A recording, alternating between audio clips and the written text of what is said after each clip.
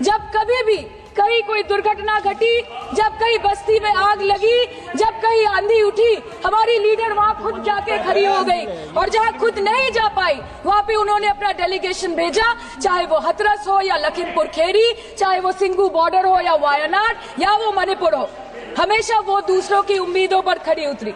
इसलिए हम गर्व के साथ बोलते हैं, हम गर्व के साथ बोलते हैं, हम गर्व के साथ बोलते हैं कि ये बीजेपी समस्या है, ये बीजेपी समस्या है और दीदी समाधान है। बीजेपी कटी पतंग है, ममता दी पूरा आसमान है, ये बोलते हैं हम। और अंत में मैडम मैं बस इतना ही कहना चाहती हूँ कि आप मणिपुर का बजट बनाएं, सप्लीमेंट्री बजट बनाए। इस देश में मंदिर बना रहे हैं, इस देश को मंदिर बनाए, इस देश को मंदिर बनाए। नए भारत में गवर्नमेंट है पर गवर्नेंस नहीं, बजट है पर बचत नहीं, खर्च है पर रोजगार नहीं, बाग है पर बहार नहीं। ऐसे भारत को हम जानते नहीं, ऐसे सरकार को हम पहचानते नहीं। आज माननीय प्रधानमंत्री जी मॉरिशस गए, उनको हमारी तरफ से बड़ी शुभकामनाएं। एक तरफ मॉरिशस है, एक तरफ मणिपुर। मंत्री जी, यस, हाँ, एक्सक्यूज मी, चालू है, बोलिए। मैडम आपसे हम यूनिट चाहते हैं।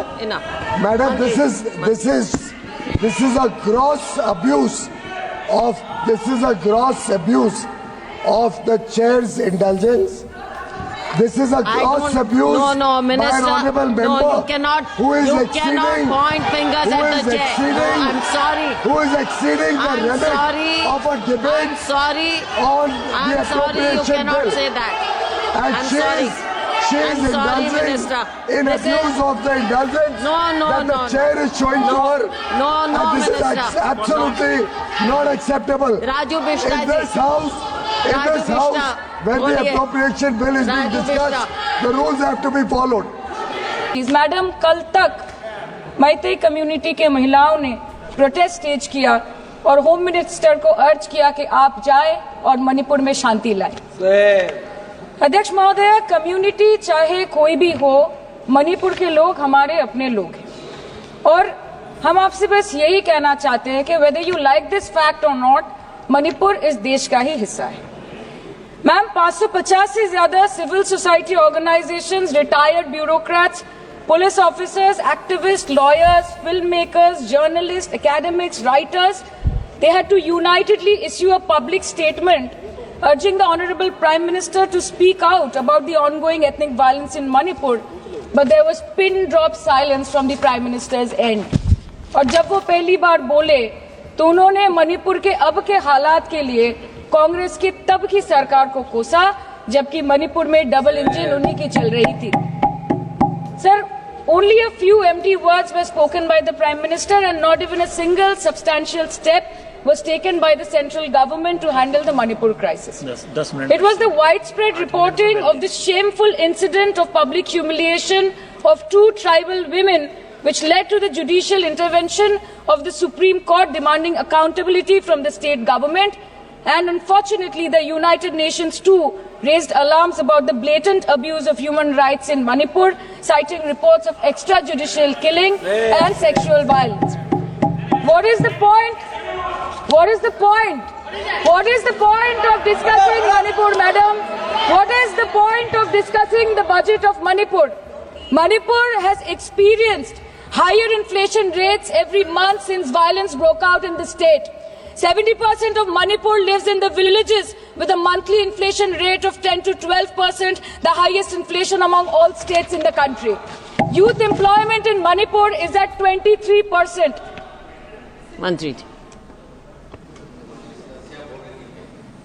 मणिपुर पर इसी सदन में बार बार बातें रखी गई, नहीं रखी गई, रखी स्पीच Sorry, sir. रखी गई, गलत बात है। और गृह मंत्री जी भी, प्रधानमंत्री जी भी अपने भाषण के क्रम में वहां की स्थिति को बड़ी स्पष्टता के साथ रखे हैं। इस तरह के बयान करके, गुमराह करके, अराजक स्थिति पैदा करने के लिए जो मणिपुर शांति की ओर बिल्कुल बढ़ चुका है, उसके लिए सदन में इस तरह से क्यों बोला जा रहा है Modi?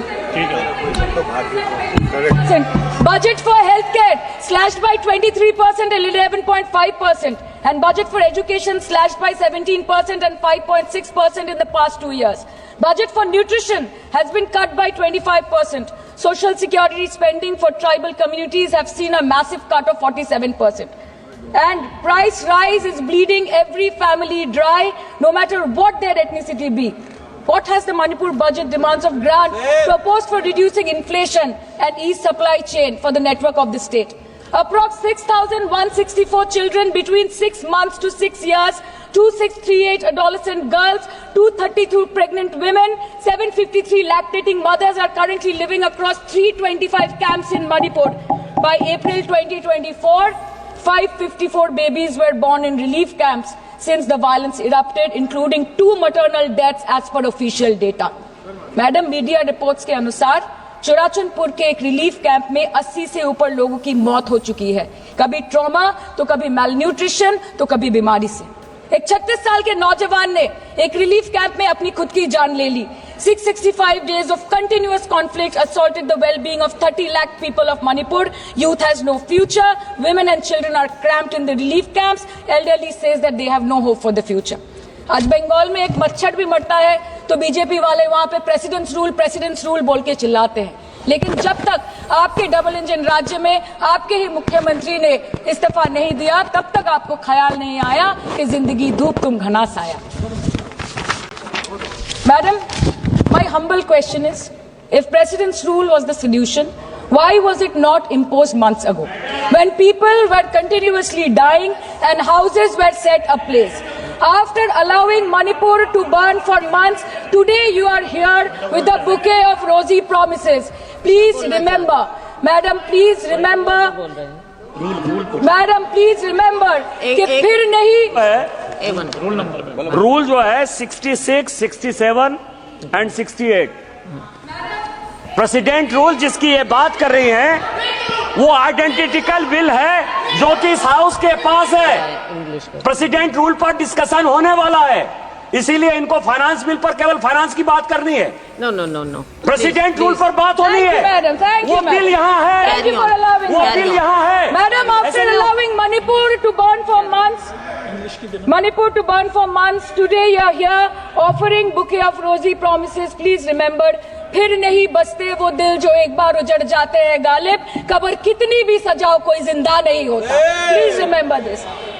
Madam, this was imposed not to restore peace, but to salvage the BJP's political reputation after months of inaction. This is the truth. This is the truth.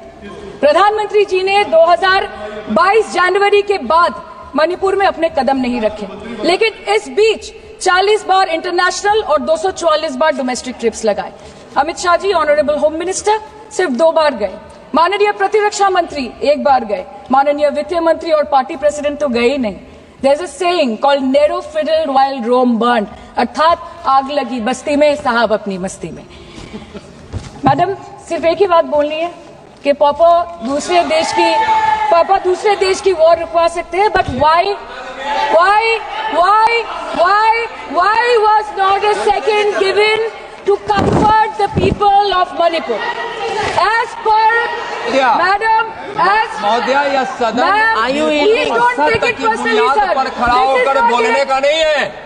और उनको पता नहीं है कि जब गृह मंत्री जी वहां गए, वैसे क्षेत्रों में गए, प्रधानमंत्री जी के निर्देश का पालन करने के लिए गए, और ऐसे क्षेत्रों में जहां इन लोग कभी जाने का हिम्मत नहीं किया।